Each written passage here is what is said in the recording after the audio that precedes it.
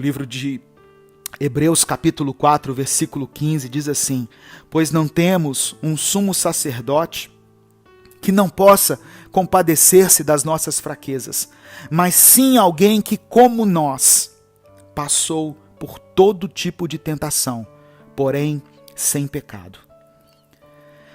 Após 40 dias e 40 noites no deserto, Jesus, pela virtude do Espírito Santo, voltou para Galiléia e deu início ao seu ministério. Foi então que ali ele escolheu os seus discípulos e começou a pregar por toda parte as boas novas da chegada do reino dos céus. A palavra de Deus diz que Jesus realizou grandes milagres. Jesus curou doentes, Jesus expulsou demônios, Jesus ressuscitou mortos, Jesus acalmou tempestades, Jesus multiplicou o alimento e muitas outras coisas.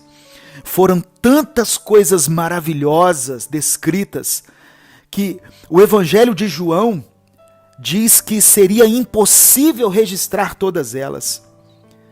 Todos aqueles milagres mostravam o poder pleno de Jesus sobre todas as coisas. Ele era homem, mas ele era Deus. E a última semana de Jesus, antes dele ser preso, dele ser morto, foi marcada por acontecimentos muito importantes. Ele teve uma entrada triunfal em Jerusalém, em Mateus capítulo 21. Na última semana, ele fala sobre a purificação do templo e Jesus declara um sermão escatológico sobre o fim dos tempos em Mateus 24. E ele também, nessa última semana, ele institui a ceia do Senhor. E naquela mesma noite em que ele celebrou a Páscoa com os seus discípulos e estabeleceu a ceia do Senhor como uma ordenança, naquela última semana ali, junto com os seus 12 discípulos, ele foi traído e foi preso. E o traidor foi um dos seus discípulos, chamado Judas Iscariotes. Isso está registrado no Evangelho de Mateus capítulo 26, Marcos capítulo 14, Lucas 22 e João 18. E depois de ser preso, Jesus foi julgado, foi torturado e foi condenado à morte, sendo crucificado num lugar chamado Calvário. A crucificação era a pior, a mais humilhante pena de morte da época. E Jesus ainda foi crucificado com uma coroa de espinhos na sua cabeça. E na sua cruz foi colocada uma placa que dizia assim: Jesus de Nazaré, Rei dos Judeus, como uma forma de escárnio. E para que as Escrituras fossem cumpridas, para que o texto de Isaías que eu li se cumprisse, um soldado o transpassou com uma lança, furando o lado do seu corpo.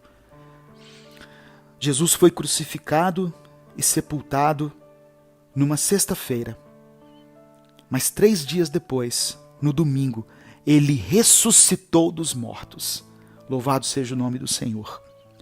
Depois de ressuscitar, Jesus subiu ao céu, onde hoje ele está assentado à direita do Pai, e nos deixa a promessa de que um dia ele voltará. Eu quero ler com você Atos capítulo 1, do verso 8 ao verso 11, que diz assim, olha: mas receberão poder quando o Espírito Santo descer sobre vocês, e serão minhas testemunhas em Jerusalém, em toda a Judéia e Samaria e até os confins da terra.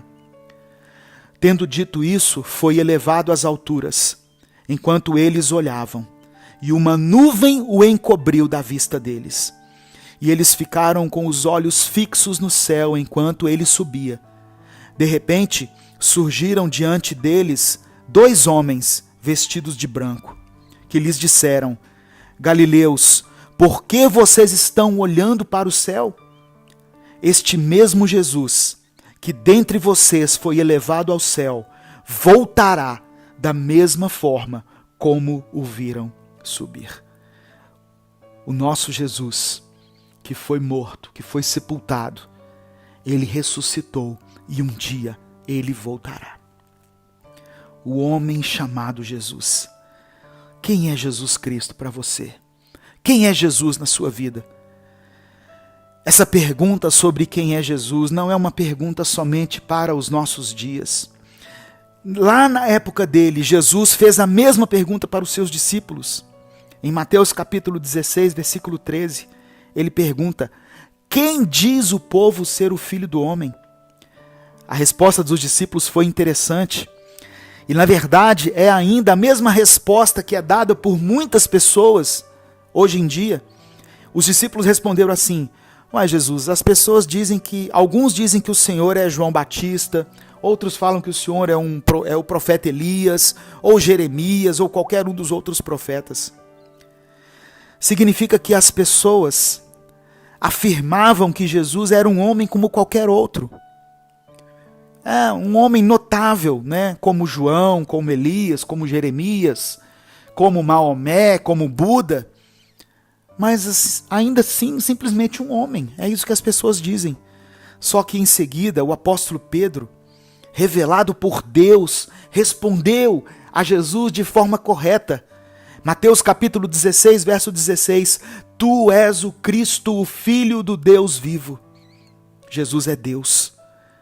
O Evangelho de João revela essa verdade logo nas primeiras palavras, quando diz assim: no princípio era o Verbo, e o Verbo estava com Deus, e o Verbo era Deus. E a divindade de Jesus, ela é afirmada durante todo o Novo Testamento, onde nós lemos que a plenitude da divindade habitava em Jesus, pois ele é a imagem do Deus invisível. Tudo que existe foi criado por ele e para ele. Ele tem poder para perdoar pecados, ele pode receber a nossa adoração. Ele próprio declarou: eu e o Pai somos um, em João capítulo 10. Jesus é o Verbo que se fez carne. A Bíblia é clara ao afirmar que Jesus é Deus. Da mesma forma que ela é clara quando afirma a humanidade de Cristo. O mesmo texto que afirma a sua divindade também afirma a sua humanidade. O Verbo se fez carne e habitou entre nós. Meus irmãos, dessa maneira nós entendemos que Jesus era plenamente homem e plenamente Deus. Qualquer ensino que negue essa verdade não é o verdadeiro evangelho. O apóstolo Paulo escreveu a Timóteo da seguinte maneira, se referindo a Cristo: Cristo Jesus, homem. Jesus experimentou as mesmas limitações que nós, como homens. Ele passou por sofrimentos, ele teve vontades, ele foi tentado, ele teve privações, ele teve dores, ele teve fome, ele teve cansaço, ele teve fraquezas. Só que diferente de nós, ele nunca pecou. Jesus Cristo é o nosso Salvador.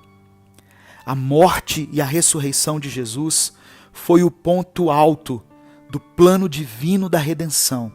Um plano que foi estabelecido por Deus na eternidade, antes da fundação do mundo. E é justamente nesse ponto, quando nós olhamos para a obra redentora de Cristo, que nós podemos entender por que ele precisava ser plenamente Deus e plenamente homem. Apenas sendo homem, ele poderia morrer pregado numa cruz. E apenas sendo Deus, ele seria capaz de satisfazer a justiça divina e redimir o seu povo. A palavra do Senhor diz assim: eu mesmo apago as suas transgressões. Portanto, na cruz, Jesus Cristo, Deus e homem, fez o que ninguém mais seria capaz de fazer. E diante dessa pergunta sobre quem é Jesus Cristo, só nos resta responder que ele é o Emanuel, aquilo que o anjo falou para a Virgem. Ele é Emanuel, o Deus conosco. Jesus é Deus conosco. Ele está conosco. e a sua obra está além de qualquer possibilidade humana. Mesmo sendo Deus, ele nos substituiu naquela cruz. Ele se fez maldito por nós, morrendo ali no nosso lugar. É impossível responder quem é Jesus sem nos lembrarmos de que ele ocupou o lugar que era para nós, miseráveis pecadores. Ele recebeu o castigo que era merecido por nós. O castigo que nos traz a paz estava sobre ele. E por causa das suas feridas nós fomos sarados. Ele nos reconciliou com Deus.